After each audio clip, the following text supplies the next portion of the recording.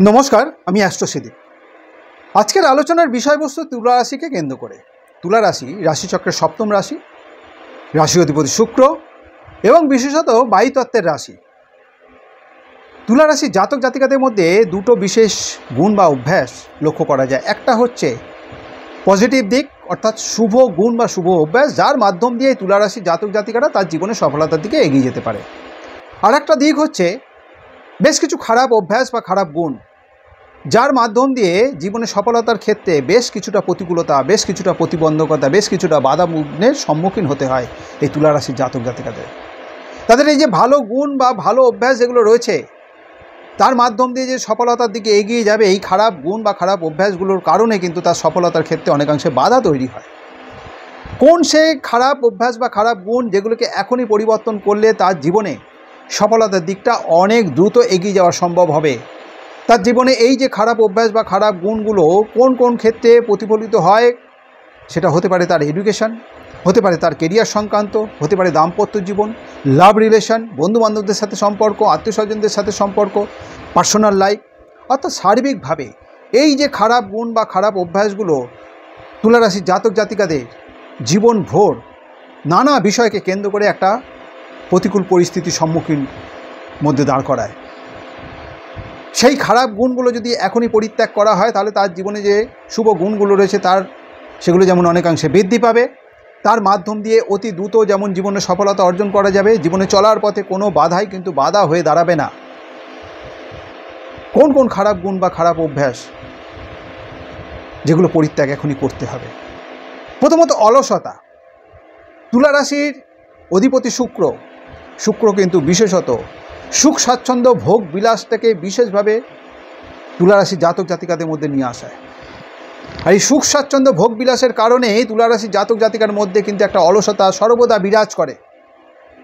নিজেদের চিন্তা ভাবনা, নিজেদের যে পরিকল্পনা, সেই পরিকল্পনাটার ক্ষেত্রে সেটা বাস্তবায়িত করার ক্ষেত্রে তার মধ্যে একটা অ্যাক্টিভ অবস্থা দেখা দিলেও যদি অন্য কারোর কোনো রকম পরামর্শ এদেরকে কেউ দিয়ে থাকে, সেটা তার জীবনে উন্নতির জন্য বিশেষ সহায়ক হবে। সেই পরিকল্পনা কিংবা সেই চিন্তাভাবনা, সেই পরামর্শ তারা কিন্তু খুব একটা গুরুত্ব দেয় না, বিশেষত এই অলসতার কারণে। অর্থাৎ সেটাকে অ্যাক্টিভ করতে গেলে, তার মধ্যে নিজেকে নিয়োজিত করতে গেলে যে পরিশ্রম করতে হবে, সেই পরিকল্পনাটাকে বাস্তবায়িত করতে গেলে যে লড়াই করতে হবে, তার জন্য কিন্তু তাদের এই অলসতাটাকে পরিত্যাগ করতে হবে। তবেই তার জীবনে সফলতার দিকে এগিয়ে যাওয়া সম্ভব হবে। নিজের পরিকল্পনা, নিজের চিন্তাভাবনা যে সফলতা সর্বদা এনে দেবে তা কিন্তু কখনোই নয়। অন্যের পরামর্শ, অন্যের পরিকল্পনা মাফিক যদি চলা যায়, তাদের পরামর্শ অনুযায়ী যদি চলা যায়, তাতেও কিন্তু জীবনে অনেক ক্ষেত্রে সফলতা অর্জন করা যায়। সুতরাং নিজের এই যে অলসতা, সেই অলসতাটাকে সবার আগে পরিত্যাগ করে চলতে হবে, নতুবা জীবনের সফলতার ক্ষেত্রে নানাভাবে বাধা বিঘ্নের সম্মুখীন হওয়ার সম্ভাবনা তৈরি করবে।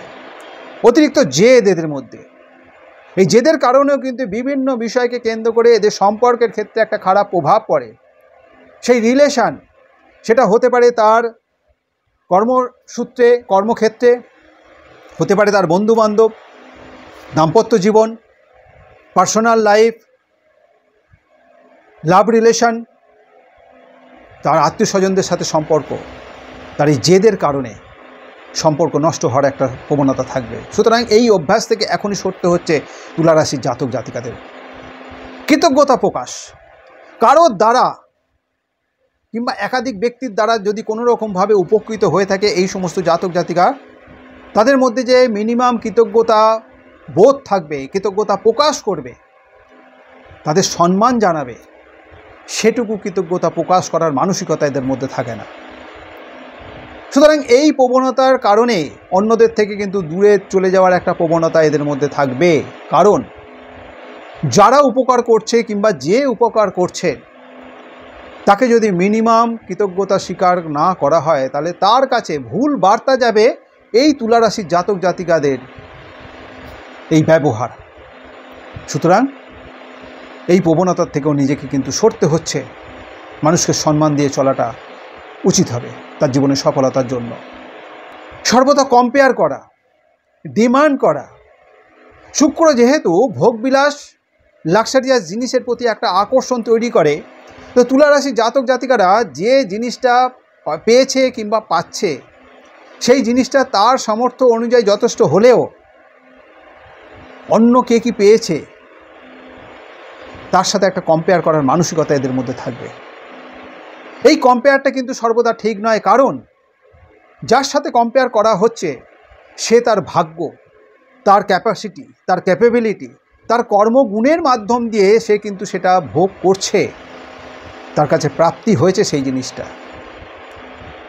কিন্তু যার সাথে তুলনা করছি তার তুলনায় আমার মধ্যে কি ক্যাপাসিটি আছে, ক্যাপাবিলিটি আছে, আমার কতটা কর্মক্ষমতা রয়েছে, আমার ভাগ্য কতটা সহায়, সেটাকে তো আমাকে বুঝতে হবে, তবেই তো আমি কম্পেয়ারের মধ্যে যাব। আমার যদি সেই ক্যাপাসিটি, ক্যাপাবিলিটি, কর্মক্ষমতা থাকে, ভাগ্য যদি যথেষ্ট সহায় হয়, তখন যদি আমি সেটা না পাই তখন আমি কম্পেয়ারের মধ্যে যাব, নতুবা আমি কম্পেয়ারে যাব না। এই কম্পেয়ারে গেলেই কিন্তু একটা মানসিক চিন্তা অনেকাংশে বৃদ্ধি পাবে। ছোট ছোট বিষয়, বড় কোনো বিষয়কে কেন্দ্র করে অলওয়েজ কিন্তু একটা এই টেন্ডেন্সি দেখা দেবে, তার জন্য কিন্তু জীবনে সফলতার ক্ষেত্রে কিন্তু একটা ডিস্টার্ব তৈরি করবে। ডিমান্ড সর্বদাই কিন্তু একটা চাহিদা এদের মধ্যে থাকে, মানে আমাকে পেতে হবে, এটা দিতে হবে, এই প্রবণতার থেকে কিন্তু তুলারাশি জাতক জাতিকাদের সরতে হবে। অর্থাৎ সিচুয়েশন অনুযায়ী সমস্ত কিছু বিষয়কে কেন্দ্র করে তার এগিয়ে যাওয়াটা বাঞ্ছনীয় হবে। সিচুয়েশন অনুযায়ী আমার কোনটা প্রাপ্তি, কোনটা প্রাপ্তি নয়, আমার কোনটা ডিমান্ড করা উচিত, কোনটা ডিমান্ড করা উচিত নয়, সেটা বোঝার মতো ক্ষমতা এদের রাখতে হবে। নতুবাই তার জীবনের সফলতার ক্ষেত্রে কিন্তু একটা বিঘ্ন ঘটবে, সম্পর্কের ক্ষেত্রেও কিন্তু একটা দূরত্ব তৈরি হবে। সুতরাং সেদিক থেকে কিন্তু সচেতন থাকতে হচ্ছে। এই ডিমান্ডিং মানসিকতা, কম্পেয়ার মানসিকতার থেকে সরতে হবে এখনই। স্যাটিসফ্যাকশানের একটা অভাব, যাই পাক সেটা নিয়ে কিন্তু অতৃপ্ত অবস্থায় থাকে এরা, কখনোই কিন্তু স্যাটিসফাই হয় না। সুতরাং যথেষ্ট পরিমাণে তার ক্যাপাসিটি, ক্যাপাবিলিটি অনুযায়ী সে যথেষ্ট পরিমাণে প্রাপ্তি হলেও তার স্যাটিসফ্যাকশানের অভাবের কারণে তার জীবনে কিন্তু একটা সর্বদা মানসিক চিন্তার মধ্যে দিয়ে চলতে হয়। তার জন্য কিন্তু তার এই যে ওয়ান্টিং সিচুয়েশান, স্যাটিসফ্যাকশানের অভাব, তার জন্য কিন্তু তার জীবনে চিন্তা ভাবনাটা অন্য দিকে ডাইভার্ট হয়ে যায়, সফলতার ক্ষেত্রে কিন্তু বাধা তৈরি করবে। হঠাৎ হঠাৎ সিদ্ধান্ত বদল, মানসিক চঞ্চলতার কারণে তুলারাশি জাতক জাতিকাদের মধ্যে একটা হঠাৎ হঠাৎ সিদ্ধান্ত বদলের মানসিকতা তৈরি করে।